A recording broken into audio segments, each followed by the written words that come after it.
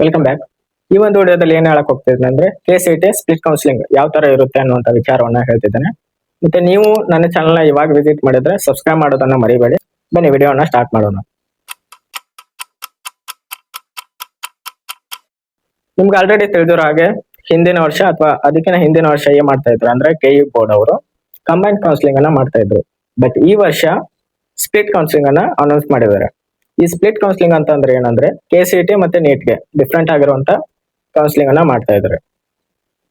ಎದಕ್ಕಂತಂದ್ರೆ NEET exam leak ಆಯ್ತಲ್ಲ, ಅದಕ್ಕೋಸ್ಕರ ಇವಾಗ ನೀಟ್ ಎಕ್ಸಾಮ್ ಜೂನ್ 21 ಇದೆ. ಅದ್ರ ರಿಸಲ್ಟ್ ಬರ್ಬೇಕಂದ್ರೆ ಅದ್ರ ನೆಕ್ಸ್ಟ್ ಮಂತ್ ಆಗುತ್ತೆ. ಅದ್ರ ನೆಕ್ಸ್ಟ್ ಮಂತ್ ಬಂದ ನಂತರ ಮತ್ತೆ ಕೌನ್ಸಿಲಿಂಗ್ ಮಾಡ್ಬೇಕ ಅಂದ್ರೆ ಸ್ವಲ್ಪ ಟೈಮ್ ಜಾಸ್ತಿ ಆಗುತ್ತೆ. ಇಲ್ಲೇನು ಇಂಜಿನಿಯರಿಂಗ್ ಅಗ್ರಿಕಲ್ಚರ್ ಅಥವಾ ಬೇರೆ ಫೀಲ್ಡಿಗೆ ಹೋಗ್ಬೇಕಂತ ಅನ್ಕೊಂಡಿದಾರಲ್ಲ, ಅವ್ರಿಗೆ ಟೈಮ್ ವೇಸ್ಟ್ ಆಗುತ್ತೆ ಸುಮ್ನೆ. ಅದಕ್ಕೆ ಅವ್ರ ಟೈಮ್ ವೇಸ್ಟ್ ಆಗಬಾರ್ದು ಅನ್ನುವಂತ ವಿಚಾರವನ್ನು ಇಟ್ಕೊಂಡು KE ಬೋರ್ಡ್ ಅವರು ಸ್ಪ್ಲಿಟ್ ಕೌನ್ಸಿಲಿಂಗ್ ಅನ್ನ ಅನೌನ್ಸ್ ಮಾಡಿದ್ದಾರೆ. ಈ ಸ್ಪ್ಲಿಟ್ ಕೌನ್ಸಿಲಿಂಗ್ ಅಂತಂದ್ರೆ ಏನಂದ್ರೆ KCET ಗೆ ಆಪ್ಷನ್ ಎಂಟ್ರಿನ ಬಿಡ್ತಾರೆ. ಈ KCET ರಿಸಲ್ಟ್ ಇನ್ನೊಂದು ವಾರ ಆದ ನಂತರ ಬರ್ಬೋದು. ಅದಾದ ನಂತರ ಅದ್ರ ನೆಕ್ಸ್ಟ್ ವೀಕ್ ಕೌನ್ಸಿಲಿಂಗ್ ಅನ್ನ ಬಿಡ್ತಾರೆ. ಅದರಲ್ಲಿ ಆಪ್ಷನ್ ಎಂಟ್ರಿ ಎಡಿಟಿಂಗ್ ಆಪ್ಷನ್ ನ ಬಿಡ್ತಾರೆ. ಅದ್ರಲ್ಲಿ ನೀವು ಕಾಲೇಜುಗಳನ್ನ ಆಡ್ ಮಾಡ್ಕೊಂತ ಹೋಗಿ. ನೀವು ಆಲ್ರೆಡಿ ಹಿಂದೆಲ್ಲ ನೋಟಿಸ್ ಅಂದ್ರೆ ಯಾವ್ದೆಲ್ಲ ಲಿಸ್ಟ್ ಮಾಡಿದ್ರಲ್ಲ ಕಾಲೇಜ್, ಅವನ್ನೆಲ್ಲ ಆಡ್ ಮಾಡ್ಕೊಂತ ಹೋಗ್ರಿ.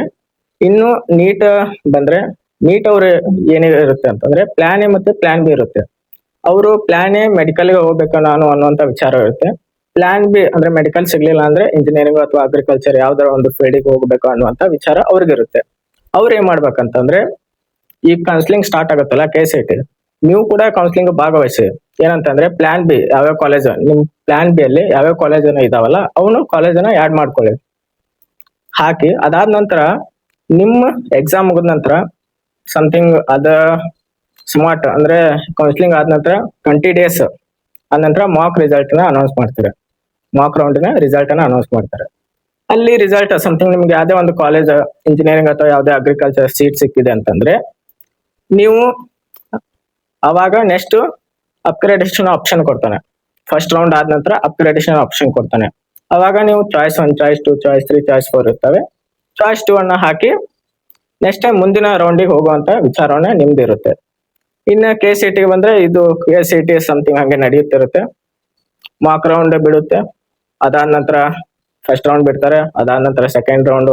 ನೀವು ಫಸ್ಟ್ ರೌಂಡ್ ಸಿಕ್ಕುವಂತ ಕಾಲೇಜ್ ನನಗೆ ಇಷ್ಟ ಇಲ್ಲ ಅಂತಂದ್ರೆ ಮತ್ತೆ ಅಪ್ಗ್ರೇಡೇಷನ್ ಹೋಗಿ, ಇಲ್ಲ ಅಂದ್ರೆ ಮತ್ತೆ ಅಡ್ಮಿಷನ್ ಮಾಡ್ಕೋಬಹುದು.